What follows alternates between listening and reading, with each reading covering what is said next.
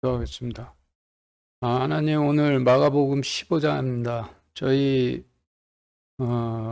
마가복음 15장에 있는 진리로 이끌어 주시고, 저희가 그 진리를 깨닫게 되었을 때 진리 안에 거할 수 있도록 허락하여 주시옵소서. 예수 그리스도 이름으로 기도드렸습니다.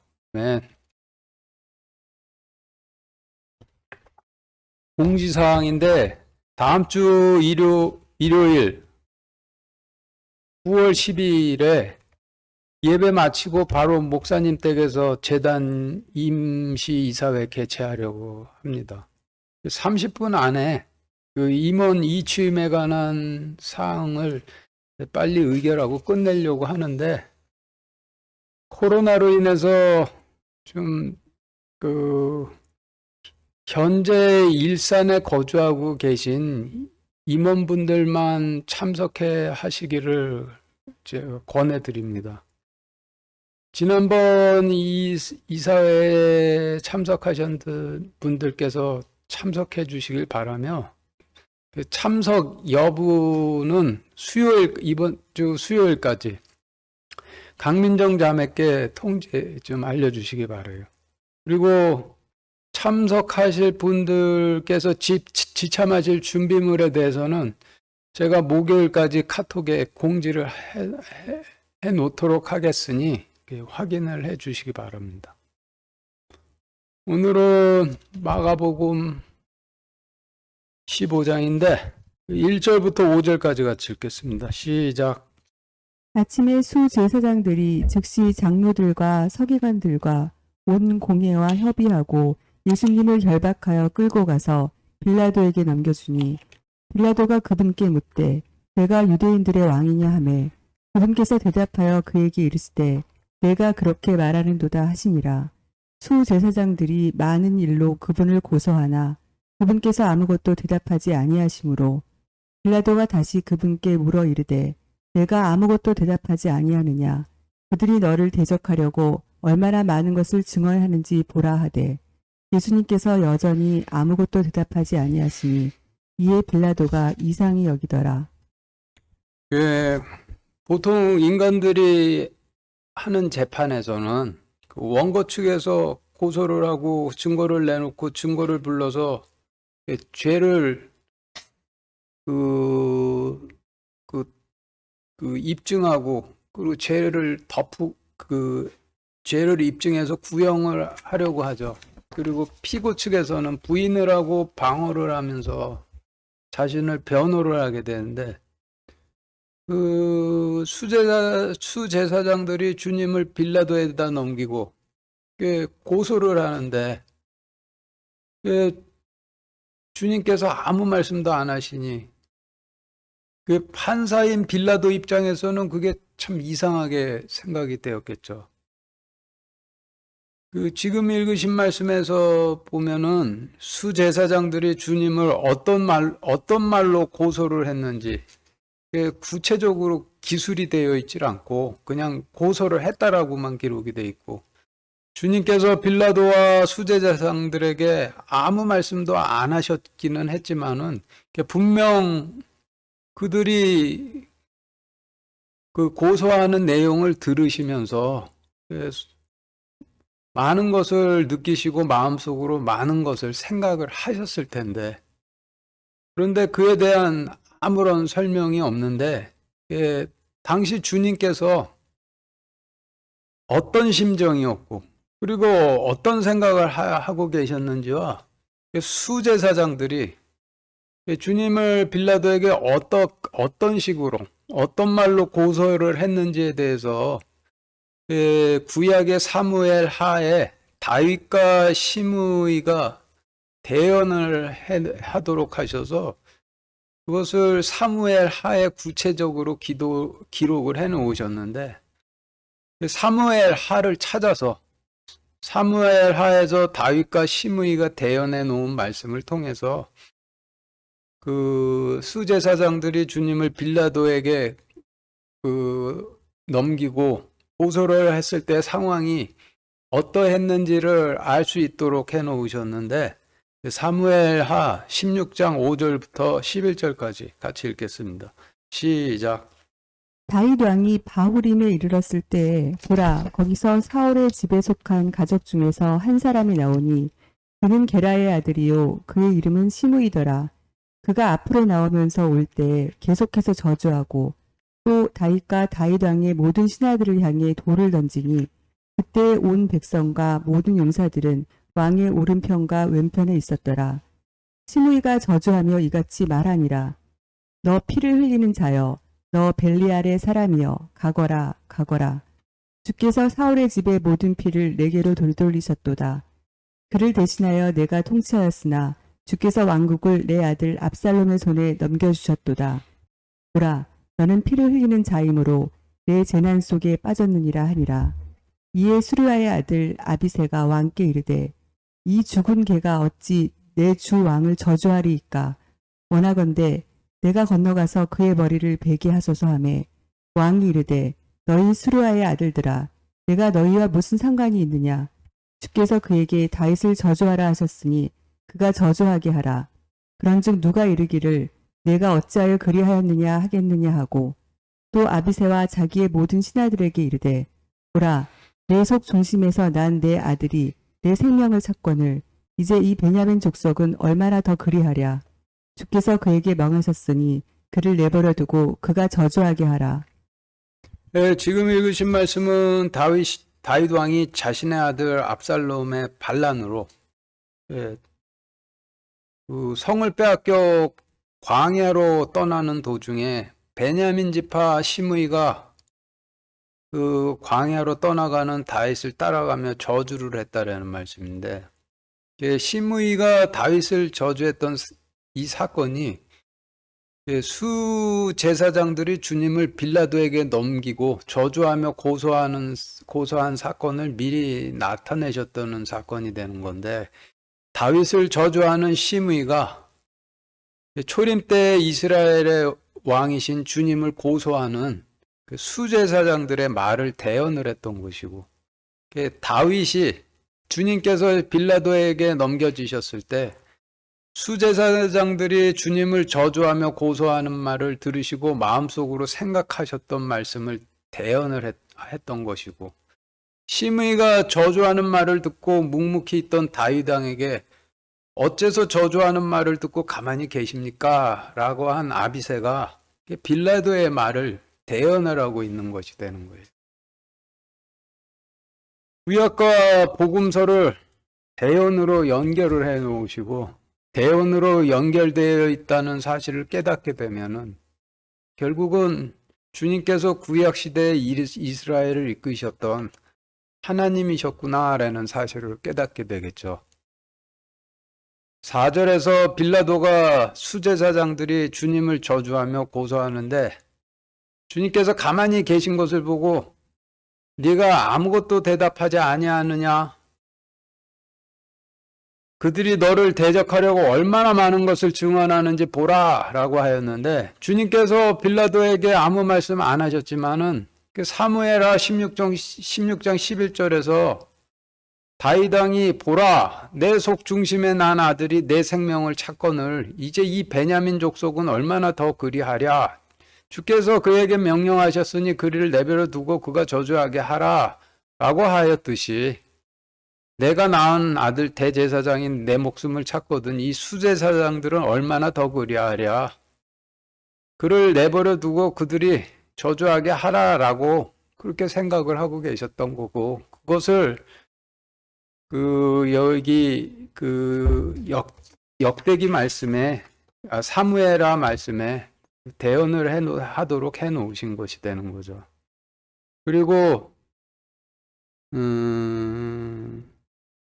베냐민은 야곱의 12아들 중에서 막내이고 베냐민 지파는 이스라엘 12지파 중에 막내 지파이고 마지막 지파가 되는데, 그런데 성경에서 막내 지파, 마지막 지파인 베냐민 지파가 의미하는 바는 구약의 전 역사에서 이스라엘의 마지막 시대의 백성들을 의미를 하고 있는 것으로 구약 성경에 소개된 베냐민 지파가 등장하는 사건들이 초림 때 마지막 세대의 이스라엘 백성들이 어떨 것인가를 미리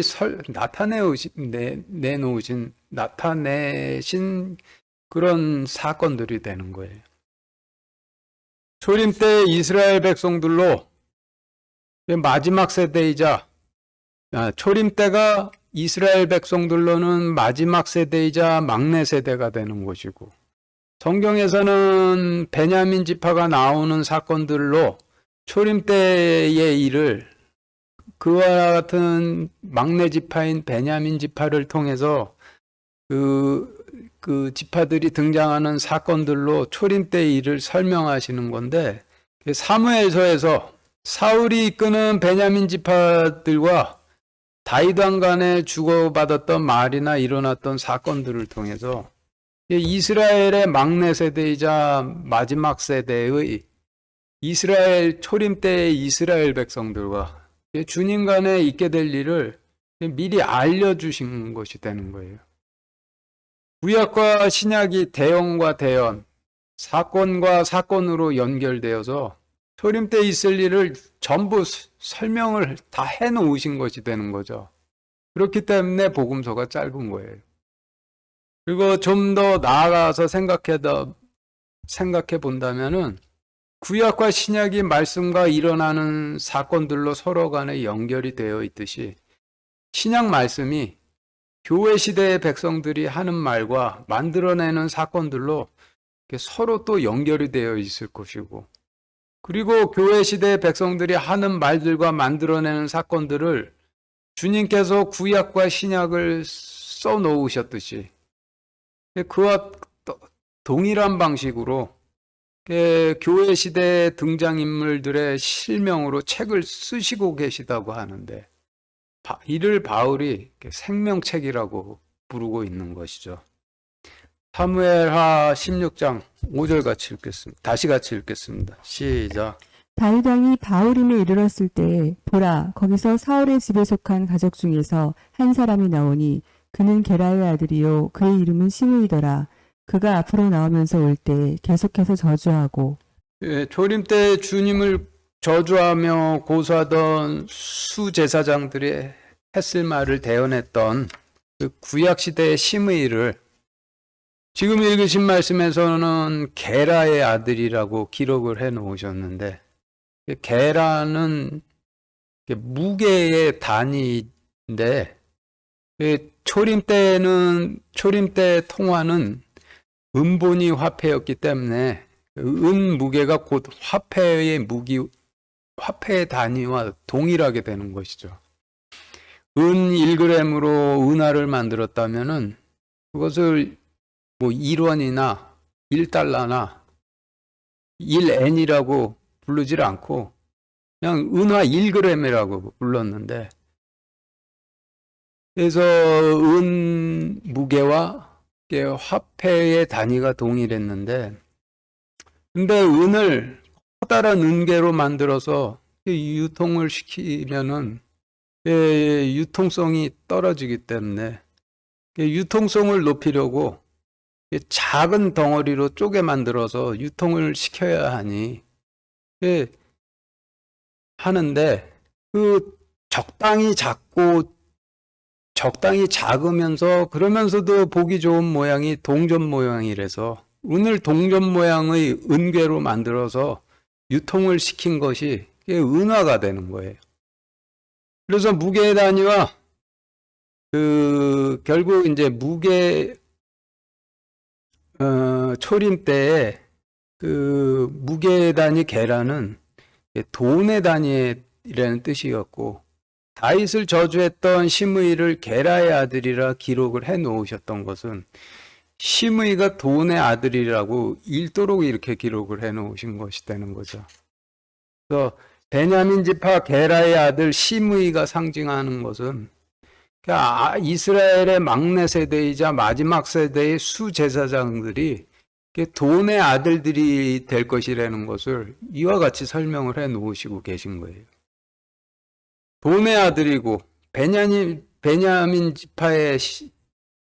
지파인 시므이가 다윗 왕에게 너는 피를 흘리는 자여, 너 피 흘리는 자여, 너 배려할 사람이여, 가거라 가거라.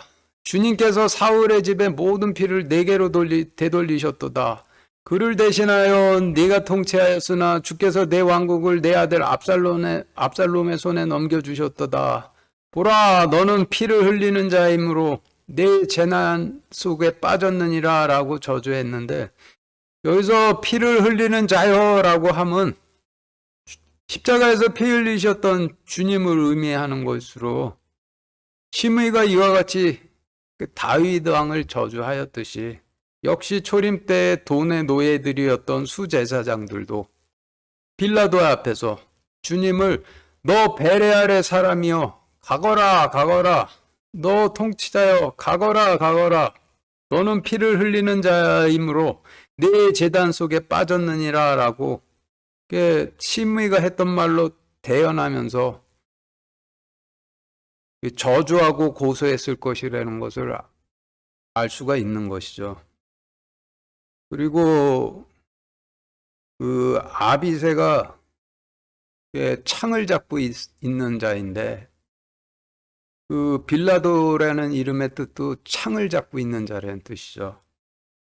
그 저주를 그냥 듣고 있던 다윗에게 아비새가 왜 그냥 듣고 계십니까? 라고 하였는데, 빌라도도 앞에서 읽은 말씀에서 주님께 이와 같이 고소하고 있는데 어째서 그냥 듣고 계십니까? 라고 대언을 하고 있는 것인데, 아비새나 빌라도나, 아비새는 창을 잡고 있는 자라고 이고 빌라도의 이름은 뜻은 창 잡은 자이고 그렇게 되는 것이죠.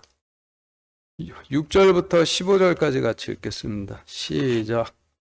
이제 그 명절이 되면 그들이 어떤 죄수를 요구하든지 그가 죄수한 일을 그들에게 놓아주었더라. 거기에 바라바라 하는 자가 있었는데 그는 자기와 함께 폭동을 일으킨 자들과 더불어 결박되었더라. 그가 폭동 중에 살인을 저질렀더라. 우리가 크게 소리를 지르며 그가 자기들에게 해주던 대로 해줄 것을 그에게 요구하기 시작하거늘 빌라도가 그들에게 응답하여 이르되 너희는 내가 유대인들의 왕을 너희에게 놓아주기 원하느냐 하니 이는 수제사장들이 시기로 인해 그분을 넘겨줄 줄을 그가 알았기 때문이더라. 그러나 수제사장들이 사람들을 선동하여 그가 도리어 바라바를 그들에게 놓아주게 하매 빌라도가 다시 그들에게 응답하여 이르되 그러면 너희가 유대인들의 왕이라 하는 자는 내가 어떻게 하기를 원하느냐 하니 그들이 다시 소리를 지르며 그를 십자가에 못 박으소서 하매 이에 빌라도가 그들에게 이르되 무슨 까닭이냐 그가 무슨 악한 일을 하였느냐 하니 그들이 더 심하게 소리를 지르며 그를 십자가에 못 박으소서 하니라. 이에 빌라도가 그 사람들에게 만족을 주려고 바라바는 그들에게 놓아주고 예수님은 채찍질하고 십자가에 못 박게 넘겨주니라. 네, 지금 읽으신 6절부터 15절까지의 말씀은 빌라도가 이스라엘 유대의 왕과 바라바 중에서 누굴 너희에게 주길 원하느냐라고 이스라엘 백성들에게 물으니 이스라엘 백성들이 주님 대신 바라바를 달라 했다는 말씀인데, 이와 똑같은 사건이 구약시대 사무엘 때도 있었는데, 사무엘이 이스라엘 백성들에게 하나님과 인간인 왕 중에 누굴 너희에게 주길 원하느냐라고 이스라엘 백성들에게 물으니 이스라엘 백성들이 자신들의 통치자이신 하나님 대신 인간인 왕을 달라고 하죠. 구약시대 사무엘이 이스라엘 백성들에게 하나님과 인간인 왕 중에 누굴 너희에게 주길 원하느냐 물으니 이스라엘 백성들이 자신들의 통치자이신 하나님 대신 인간의 왕을 달라 했던 사건에 대한 기록인 사무엘상 8장 4절부터 9절까지 같이 읽겠습니다. 시작. 이에 이스라엘의 모든 장로들이 함께 모여 라마에 있는 사무엘에게 나아가 그에게 이르되 보소서 당신은 늙고 당신의 아들들은 당신의 길들로 걷지 아니하니 모든 민족들과 같이 이제 우리에게 왕을 세워 우리를 재판하게 하소서 하니라. 그러나 그들이 이르기를 우리에게 왕을 주어 우리를 재판하게 하소서 하였을 때 그 일을 사무엘이 기뻐하지 아니하여 주께 기도하매 주께서 사무엘에게 이르되 백성이 내게 말한 모든 것에서 그들의 음성에 귀를 기울이라. 그들이 너를 버리지 아니하고 나를 버려서 내가 자기들을 통치하지 못하게 하려 하였느니라. 내가 그들을 이집트에서 데리고 올라온 날부터 이날까지 그들이 행한 모든 행위에 따라 그들이 그런 일들로 나를 저버리고 다른 신들을 섬긴 것 같이 내게도 그리하는도다. 그러므로 이제 그들의 음성에 귀를 기울이되 그들에게 위엄있게 단언하고 그들을 통치할 왕에 관한 교범을 그들에게 보이라 하시니라. 지금 읽으신 말씀은 사무엘 때 이스라엘 백성들이 우리에게 하나님 대신 인간은 왕을 통치자로 달라 하니 사무엘이 이와 같은 백성들의 요구를 하나님께 말씀드렸는데 하나님께서 너희가 나 대신 통치자로 달라는 인간도 바라바처럼 폭력을 행사하고 살인을 하는 죄인 중에 하나일 뿐이라 통치자가 되면은 애굽의 파라오처럼 너희를 종으로 다스려 결국 너희가 너희 왕으로 인해 나에게 부르짖을 것인데 그런데 그들이 나 대신 인간을 통치자로 원한다라고 이렇게 말씀을 하시는 거죠. 이어서 8장 사무엘상 8장 10절부터 17절까지 같이 읽겠습니다. 시작. 사무엘이 자기에게 왕을 요구한 백성에게 주의 모든 말씀을 고하여 이르되 너희를 통치할 왕에 관한 규범이 이러하니라. 그가 너희 아들들을 취하여 그들을 자기와 자기의 병거들을 위해 지정하고 또 자기의 기병으로 삼으리니 몇 사람은 그의 병거들 앞에서 달려가리라. 또 그가 자기를 위해 1000인 대장들과 50인 대장들을 지정하고 그들을 세워 자기 땅을 갈게 하며 자기의 수확물을 거두게 하고 자기의 전쟁 무기와 병거의 기구를 만들게 하리라. 또 그가 너희 딸들을 취하여 과자 만드는 자와 요리하는 자와 빵 굽는 자로 삼으리라. 또 그가 너희 밭과 포도원과 올리브 밭을 취하여 그 중에 가장 좋은 것을 취하여 자기 신하들에게 주며 또 너희 씨와 포도원의 10분의 1을 취하여 자기의 직무 수행자들과 신하들에게 주고 또 너희 남종과 여종과 가장 아름다운 청년과 나귀들을 취하여 자기 일을 하게 하고 너희 양의 10분의 1을 취하리니 너희가 그의 종이 되리라. 네, 지금 읽으신 사무엘상 10절부터 17절까지의 말씀을 좀 간단하게 정리를 해본다면은 너희가 요구하는 왕이 애굽의 파라오처럼 너희를 노예처럼 다룰 거라고 그렇게 하시는 말씀이죠. 그리고 그것을 좀 더 다르게 설명을 한다면 마가복음 7절에서 바라바라고 하는 자가 있는데 그는 자기와 함께 폭동을 일으킨 자들과 더불어 결박되었더라. 그가 폭동 중에 살인을 저질렀더라라는 하신 말씀이 되고 마가복음 7절을 통해서 구약의 사무엘 때 이스라엘 백성들이 하나님 대신 통치자로 원했던 왕은 너희들 것처럼 죄인 중에 하나이고 그리고 폭력을 일삼고 그리고 살인을 저지르는 자인데 그런 자가 왕이 된다라면은 애굽의 파라오처럼 너희를 다룰 것이라라고 하시는 말씀이 되는 거죠. 그리고 이어서 사무엘상 8장 18절부터 20절까지 같이 읽겠습니다. 시작. 그날에 너희가 택한 너희 왕으로 인하여 너희가 부르짖을 터이나 주께서 그날에 너희 말을 듣지 아니하시리라 하니라. 그럼에도 불구하고 백성이 사무엘의 목소리에 순종하기를 거부하여 이르되 아니로소이다. 우리에게 우리를 다스릴 왕이 있어야 하리니 그리하여야 우리도 모든 민족들과 같이 되어 우리 왕이 우리를 재판하며 우리 앞에 나가서 우리의 싸움을 싸우리이다 하니라.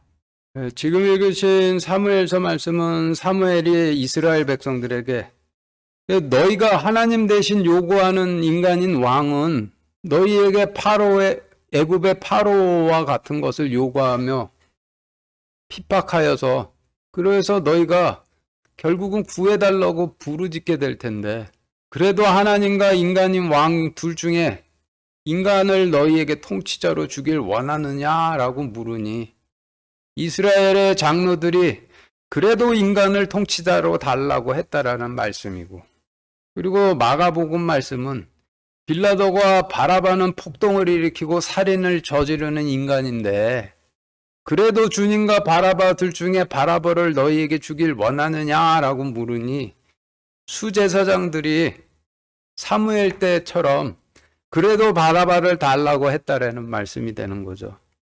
바라바라는 이름의 뜻은 아버지의 아들이라는 뜻이고, 성경에서 아버지의 아들이라는 뜻은 아버지의 약속을 하나님의 약속을 이스라엘 백성들에게 전하는 자를 아버지의 아들이라고 그러는데, 자라서. 근데 여기서 하나님께서 광야로 이끄셔서 가르쳐 낳으신 다윗 왕과 그로부터 이어지는 다윗의 왕조를 하나님께서 낳으신 아들이 되는 것이죠. 바라바가 폭동을 일으키고 살인하는 죄수들 중에 하나라고 하신 말씀을 통해서 하나님 약속을 전해야 할 아버지의 아들인 다윗 왕조 또한 폭력을 일삼고 살인하는 죄인들 중에 하나로 왕이 되면은 폭력을 행사하며 살인을 하게 될 뿐인데, 그런데도 사무엘 때 이스라엘 백성들이 하나님 대신 폭력을 행사하며 살인하는 자들을 통치자로 달라고 했다고, 그와 같음을 마가복음 말씀을 통해서 설명을 하고 계신 것이 되는 거죠. 7절, 8절 다시 같이 읽겠습니다. 시작. 거기에 바라바라 하는 자가 있었는데 그는 자기와 함께 폭동을 일으킨 자들과 더불어 결박되었더라. 그가 폭동 중에 살인을 저질렀더라.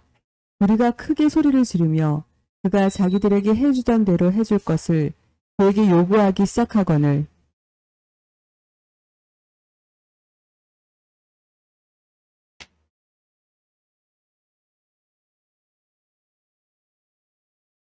죄송합니다.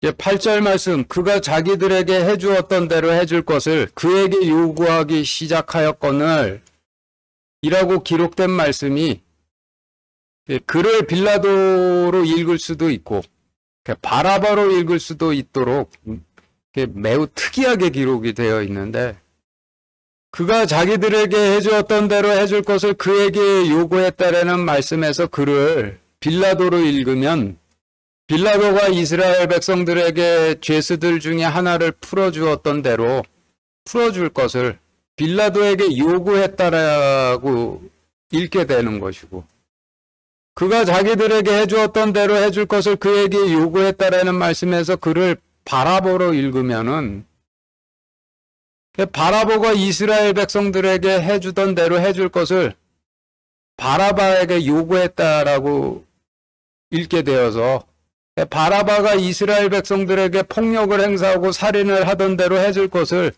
바라바에게 요구를 했다라는 뜻이 되는 것이죠.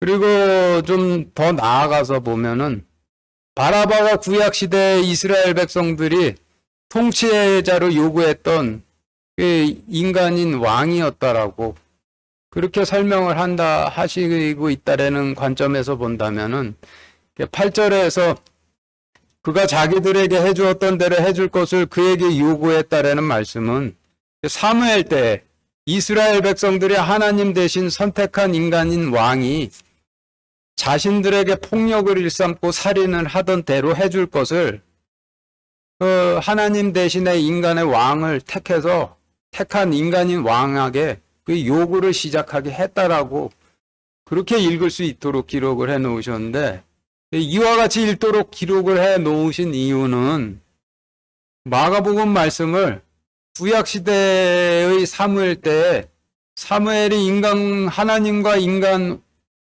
왕 중에 누굴 원하느냐라고 했을 때로 보도록 이끄시기 위함이 되는 거고, 그래서 이스라엘 백성들이 하나님 대신 인간인 왕을 통치자로 구해서 왕으로 세워진 인간들이 행사하는 폭력과 살인으로 인해 그래서 울부짖게 되었고, 그래서 그 결과 주님께서 십자가로 가시게 되었다라고 그렇게 설명을 하고 계시는 것이 되죠.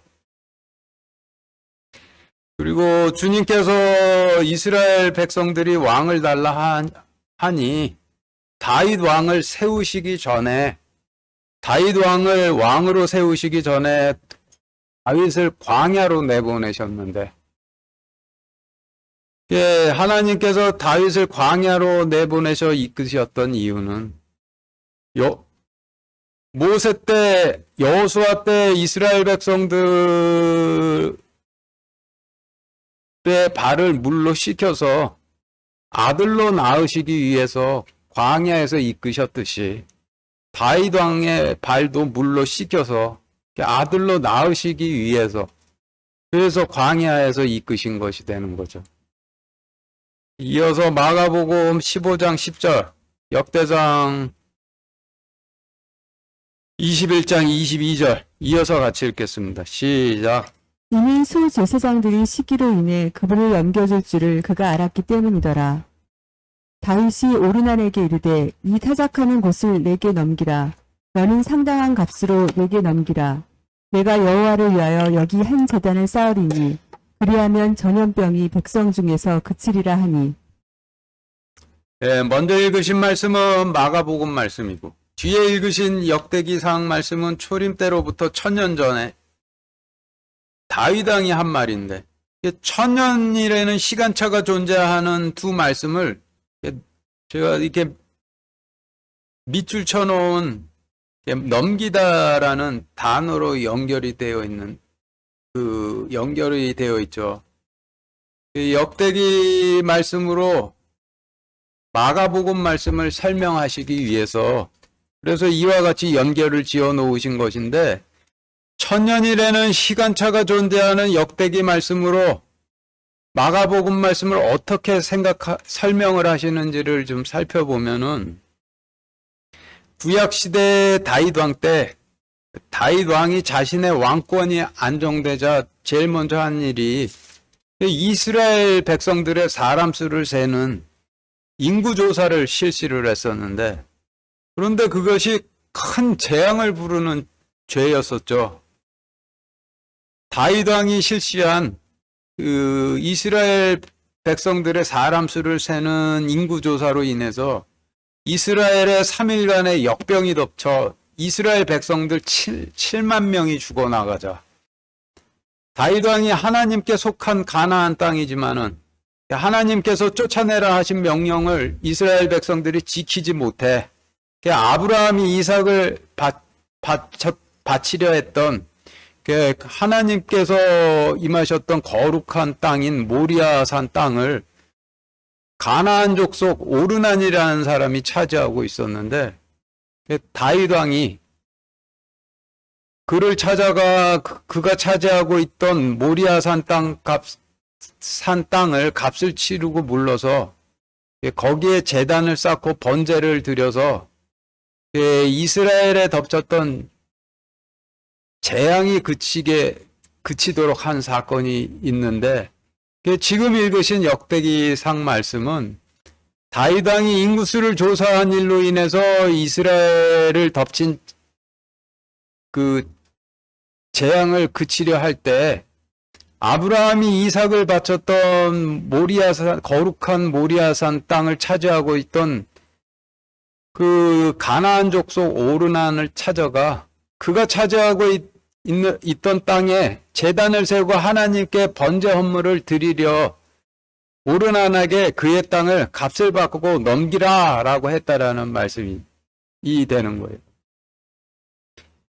다윗 왕 때 다윗 왕이 이스라엘 백성들의 인구 조사를 했듯이 민수기 때 주님께서도 출애굽한 이스라엘 백성들에게 가나안 땅을 나눠주시기 위해 이스라엘 백성들의 인구수를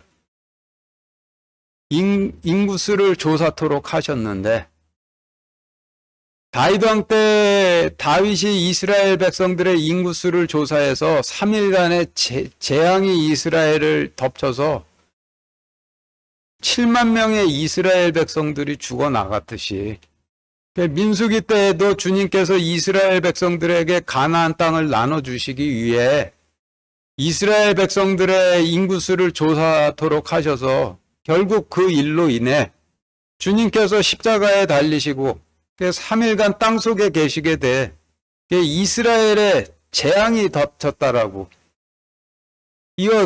그와 같은 내용을 설명을 하시는 것인데,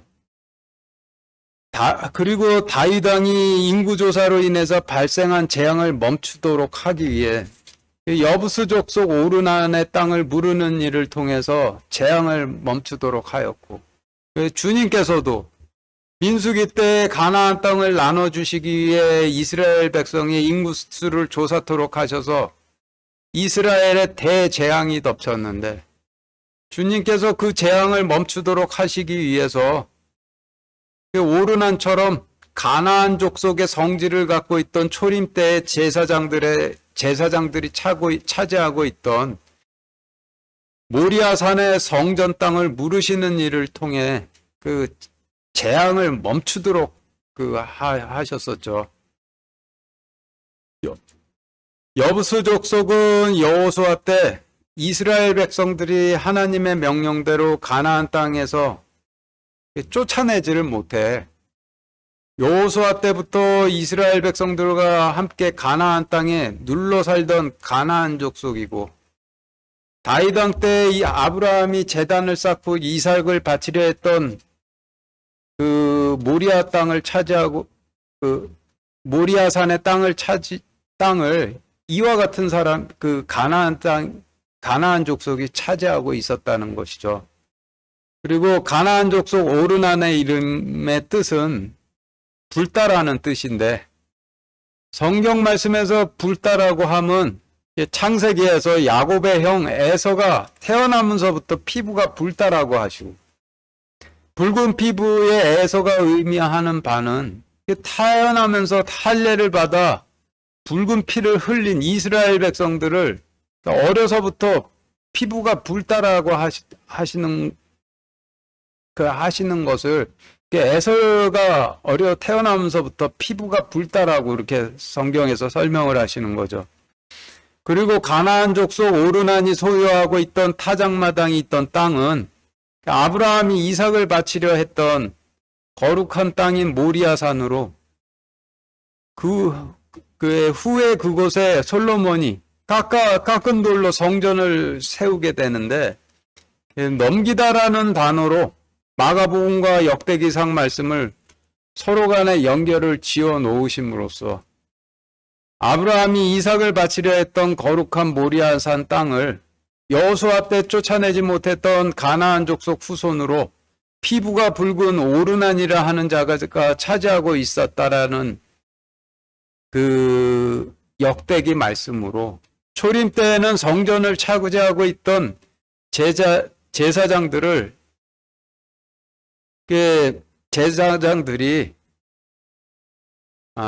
초림 때 성전을 차지하고 있던 제사장들을 쫓아내질 못해 거룩한 땅을 차지하고 있던 가나안 족속들이라고 그렇게 설명을 하고 계신 것이죠. 그리고 다윗 왕이 이스라엘을 덮친 재앙을 멈추도록 하기 위해서 가나안 족속 오르난으로부터 값을 치르고 그가 차지하고 있던 땅을 물렀는데, 초림 때 주님께서도 이스라엘의 재앙을 멈추도록 하시기 위해서 가나안 족속 성지를 갖고 있던 제사장들로부터 값을 치르고 그들이 차지하고 있던 모리아산의 땅을 물으시게 되었다는 것을 이와 같이 연결을 시켜 놓으시고 설명을 하고 계신 거예요. 15절까지의 말씀이 사무엘 때나 초림 때나 이스라엘 백성들이 하나님 대신에 통치자로 죄인들 중에 하나인 인간을 취했다라는 말씀이고, 그 다음 15절 이후에 이어지는 말씀은 그로 인해서 하나님께서 어떻게 되셨다라는 설명이 이어지는데, 주님께서 십자가에 넘겨지시는 사건 기록을 통해서 사무엘 때나 초림 때나 동일하게 인간들을 지배해왔던 진리를 마가복음을 통해서 설명해 주시는 것이 되는 거예요.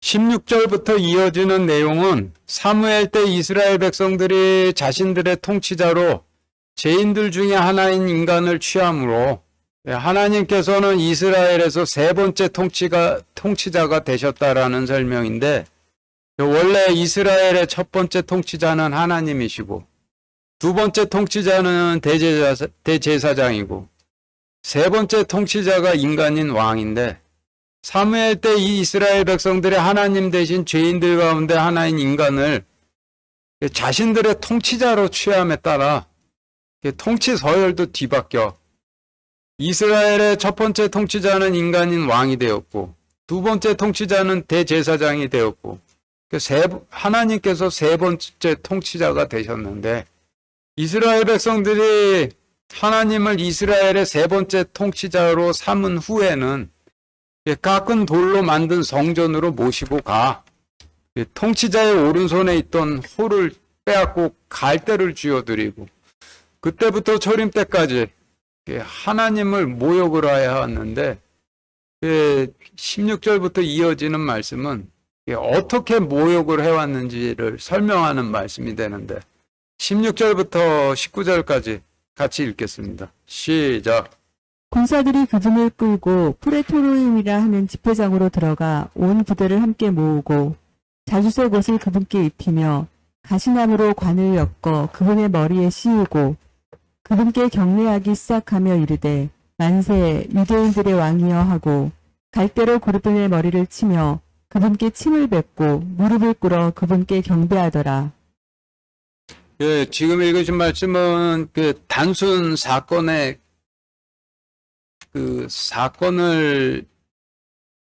묘사한 기록 같지만은 이게 각절을 구성하는 단어들을 성경 전체에서 일관되게 상징하는 의미로 좀 넣어서 읽어보면은 단순 사건 기록이 아닌 사무엘 때나 초림 때나 이스라엘 백성들을 지배해왔던 진리를 알려주시는 말씀이 되는데, 마가복음 말씀으로 사무엘 때 이스라엘 백성들이 하나님과 인간 중에 자신들의 통치자로 죄인들 중에 하나인 인간을 취한 후에 그들이 하나님께 어떻게 행했는지를 설명을 하시는 말씀이 되는 거예요. 16절에서 주님을 프레토리움이라는 집회장으로 끌고 갔다라고 하셨는데, 프레토리움은 깎은 돌을 쌓아서 만든 이방인들의 우두머리들이 거하는 거대한 석조 건축물이 되죠. 그리고 초림 때 돌을 깎아 만든 가나안 족속의 우두머리들이 거하는 석조 건축물은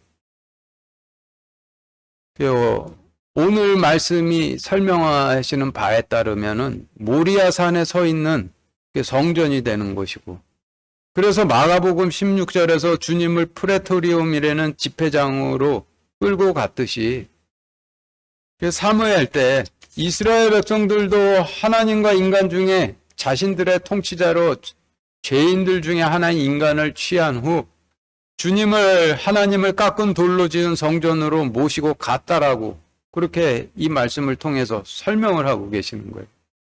그리고 17절에서 주님을 프레토리움으로 끌고 간 후엔 주님께 자주색 옷을 입혀드렸다고 했는데, 성경 말씀에서 자주색 옷이 무슨 의미를 갖는지 알아보기 위해서 다니엘서 5장 7절, 16절, 29절 같이 읽겠습니다.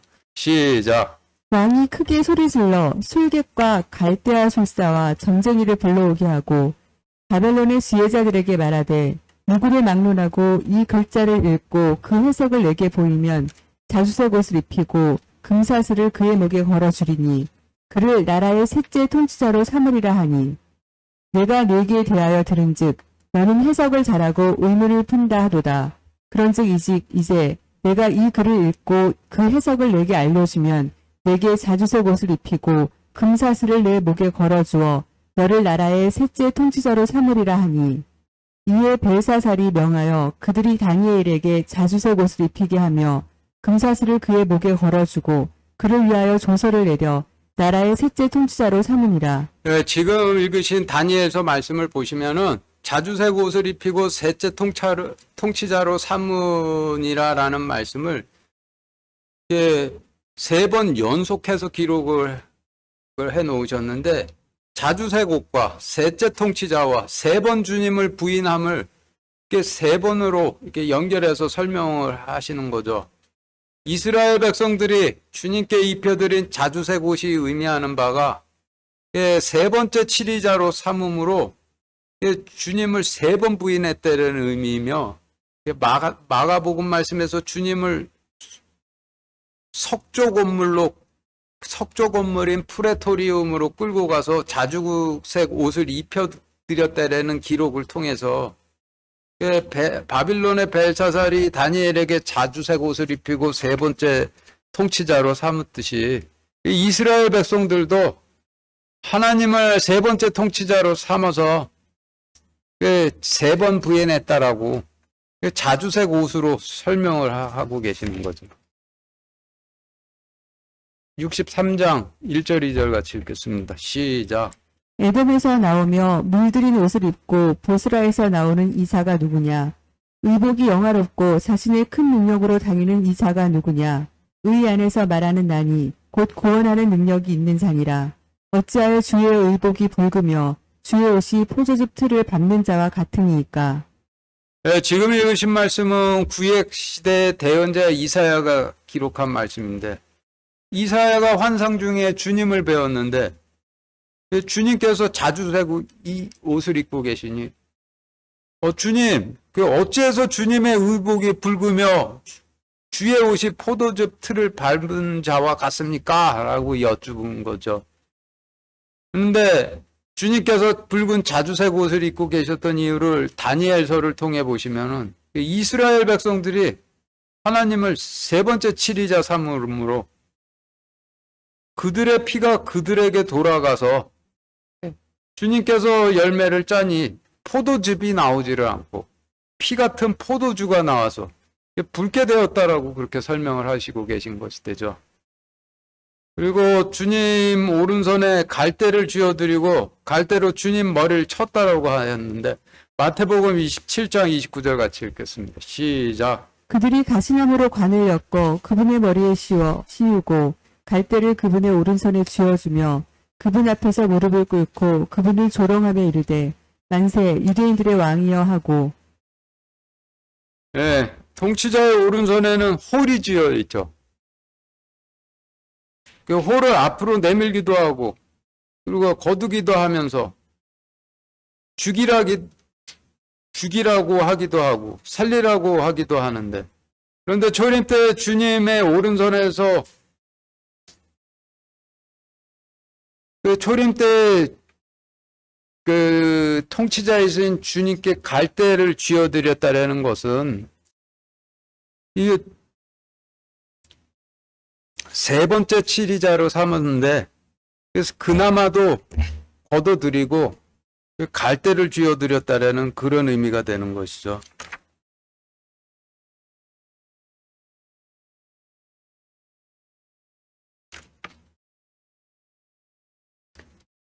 왕은 오른손에 홀을 쥐고 있는 것이고 이스라엘의 지도자들은 오른손에 지팡이를 쥐고 있고 그리고 그런데 이스라엘 백성들이 주님께 갈대를 쥐어줬다라는 그런 뜻으로 이해를 하시면 되는 거죠. 18절 19절 같이 읽겠습니다. 시작. 그분께 격리하기 시작하며 이르되 만세 유대인들의 왕이여 하고 갈대로 그분의 머리를 치며 그분께 침을 뱉고 무릎을 꿇어 그분께 경배하더라. 네, 지금 읽으신 말씀은 초림 때 이스라엘 백성들이 하나님 대신 그 죄인들 중에 하나인 인간을 선택한 후 하나님을 석조 건물 안으로 끌고 가 모욕했다라는 말씀인데, 역시 사무엘 때부터 그랬다라는 것을 나타내시는 말씀이죠. 왕을 뽑은 뒤에 하나님은 석조 건물인 성전으로 모시고 가 제사장들이 사람들 앞에서 거룩하게 이스라엘의 왕이시여라고 부르면서 무릎 꿇고 거룩하게 경배를 하는 것 같았었는데, 그때부터 벌써 하나님께 침뱉고 하나님의 머리를 치고 모욕들을 했었다라고 그때 당시 상황을 마가복음으로 통해서 설명을 해주시고 계신 것이죠. 그리고 이와 같이 구약 시대 때부터 구약 말씀과 신약 말씀을 연결지어 놓으심으로써 같은 진리가 구약 시대 때나 초림 때를 지배하고 있다라는 것이고, 그리고 이와 같이 기록하셔서 교회 시대의 백성들에게 남겨주신 이유는 교회 시대 백성들에게도 똑같은 진리가 너희를 지배하고 있다라는 걸 알려주시기 위해서 그렇게 기록을 하신 게 되는 것이고, 그래서 초림 때와 같이 마지막 때에도 귀 있는 자들은 들으라 라고 하시게 되는 것이죠. 20절부터는 초림을 설명하는 말씀이 되는데 20절부터 24절까지 같이 읽겠습니다. 시작. 그들이 그분을 조롱한 뒤에 그분에게서 자주색 옷을 벗기고 그분에게 도로 그분의 옷을 입혀 십자가에 못 박으려고 그분을 끌고 나가니라. 알렉산더와 루포의 아버지 구레네 사람 시몬이 시골에서 와서 지나가매 그들이 그에게 억지로 그분의 십자가를 지게 하고 그분을 골거더라 하는 곳으로 데려가는데, 이것을 번역하면 해골의 장소라는 뜻이라. 그들이 모략을 섞은 포도즙을 그분께 주어 마시게 하였으나 그분께서 그것을 받지 아니하시더라. 그들이 그분을 십자가에 못 박고 그분의 옷들을 나눌 때 저마다 어느 것을 가질지 정하려고 그 옷들을 놓고 제비를 뽑더라. 지금 읽으신 말씀이 또 그냥 어떤 사건의 기록 같이는 보이지만은 초림 때의 어떤 상황들을 다 설명을 하시는 것인데, 20절에서 그들이 그분을 조롱한 뒤에 그분에게서 자주색 옷을 벗기고 그분에게 도로 그분의 옷을 입혀 십자가에 못 박으려고 그분을 끌고 가니라 라고 하죠. 사무엘 때부터 시작해서 구약시대 동안 이스라엘 백성들이 하나님을 세 번째 치리자로 삼고 조롱을 해왔었는데, 초림 때 세 번째 치리자로 삼았던 옷마저도 벗기고, 초림 때는 그냥 선생님 옷을 입혀드려서 십자가를 넘겼다라는 것을 20절처럼 이렇게 기록을 해 놓으신 거예요. 하나님께서는 영광 중에 계시건 낮아서 육신으로 계시건 하나님이신데, 하나님께서 영광 중에 계실 때 세 번째 치리자 삼아 하나님께서 영광 중에 계실 때도 세 번째 치리자 삼아서 자주색 옷을 입혀드렸는데, 육신으로 계실 때는 세 번째 치리자 삼았을 때 입혀드렸던 자주색 옷마저도 벗기고, 그리고 선생님 옷을 입혀드렸다라는 뜻이 되죠. 그리고 21절에서 알렉산더와 루포와 아버지 구레네 사람 시몬이 시골에서 와서 지나가매 그들이 그에게 억지로 그분의 십자가를 지게 하였다 하셨는데, 알렉산더라는 이름의 뜻은 원조자라는 뜻이고 돕는 자라는 뜻이에요. 그리고 루포는 에서나 오르난처럼 불다라는 뜻인데, 설명드렸듯이 불다라는 뜻, 성경에서 불다라는 뜻은 태어나자마자 할례를 받아서 붉은 피를 흘린 이스라엘 백성들을 불다라고 설명을 하시는 거예요. 한 아버지 아래 두 아들이 있는데, 하나는 태어나자마자 할례를 받아서 피를 흘렸던 이스라엘 백성들이라면은, 다른 한 명인 원조자라는 뜻의 알렉산더가 의미하는 바는 그 레위 지파가 될 수밖에 없죠. 그리고 그들의 형제 아버지는 구레네 사람이라고 하였는데, 구레네 사람이라는 이름이 뜻하는 바는 울타리 성벽이라는 의미로, 울타리는 양을 보호하고 포도원을 보호하기 위해서 쳐놓는 울타리가 되는 것이고, 성벽은 성전을 지키기 위해서 뚫리지 않도록 세우는 성벽이 되는데, 이게 결국 이 울타리나 성벽의 상징하는 바가 율법이 되는 것이죠. 그래서 초림 때 돕는 자라고 하신 레위 지파와 태어나자마자 할례를 받아서 불다가 하신 이스라엘 백성들에게 율법으로 무장을 하고 하나님의 약속의 씨를 뿌렸던 사람은 이스라엘의 마지막 대제사장이었던 침례 요한이 되는 것이고, 침례 요한이 광야에서 있었던 것을 시골에 있었다라고 이렇게 표현을 하시는 것이죠. 그리고 그가 주님의 길을 평탄하게 한 것을 여기에서 십자가를 지게 되었다라고 설명을 하시는 것인데, 결국 침례 요한에 관한 일을 21절에서 알렉산더와 루포의 아버지 구레네 사람 시몬이 시골에서 와서 지나가며 그들이 그에게 억지로 그분의 십자가를 지게 하였다라고 이와 같이 설명을 해 놓으신 것이 되는 거예요. 그리고 23절에서 그들이 모략을 섞은 포도즙을 그분께 주어 마시게 하였으나 그분께서 그것을 받지 아니하시더라 라고 하셨는데, 이 말씀에서 모략은 예물이고 포도즙은 열매이죠.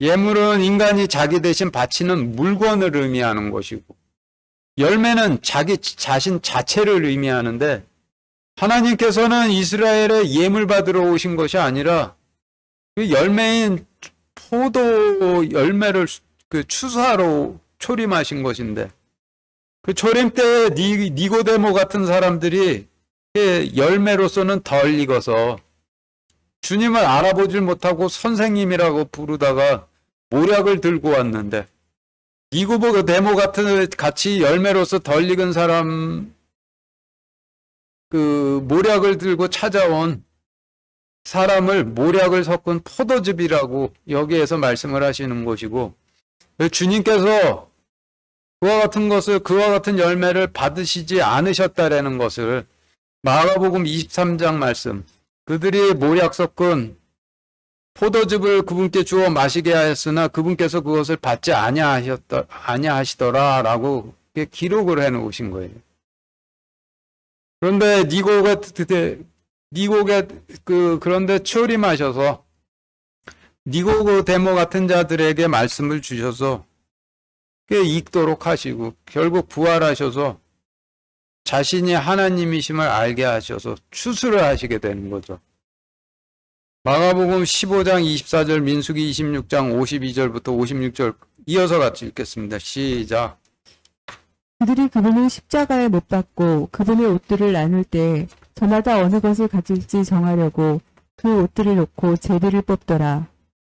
주께서 모세에게 말씀하여 이르시되 이들에게 이름 수에 따라 땅을 나누어 주어 상속 재산으로 삼게 할지니라.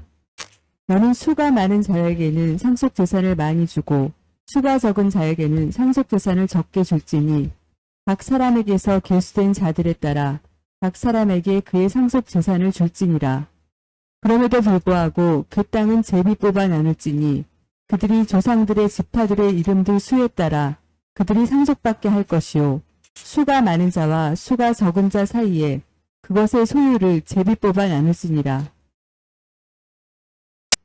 네, 앞에 읽으신 말씀 마가복음 말씀이고 뒤에 읽으신 말씀 민수기 때 하나님께서 그 가나안 땅을 제비 뽑아 나눠주셨다라는 말씀인데, 하나님께서 이스라엘 백성들에게 제비를 뽑아 상속재산인 땅을 나누어 주셨더니 이제는 하나님의 자리도 제비를 뽑아서 나누려고 했다라는 그런 설명을 하시는 것이죠. 예, 오늘은 여기까지 하고 나머지는 수요일 날 이어서 하도록 하겠습니다. 그리고 제가 오늘 좀 초반부에 좀 어지러워서 좀 잘 못했는데 좀 양해 좀 해주시기 바랍니다. 마치겠습니다.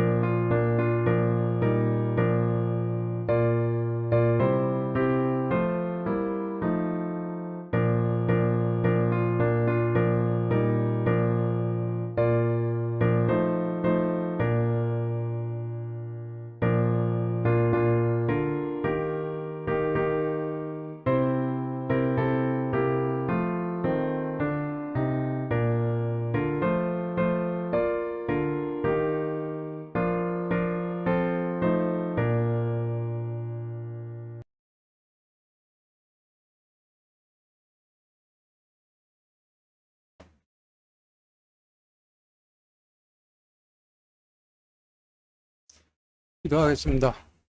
하나님, 오늘 말씀을 통해서 구약 시대 때와 초림 때 이스라엘 백성들이 하나님을 세 번째 치리자로 삼다가 결국 하나님의 의를 나누고 그래서 멸망했다는 진리를 알게 해주심 감사드립니다.